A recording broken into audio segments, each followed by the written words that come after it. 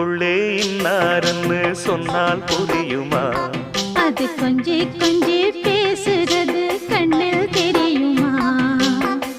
உலகே அழிஞ்சாலும் உன் உருவம் அழியாதே, உயிரே பிரிஞ்சாலும் உறவேதும் பிரியாதே.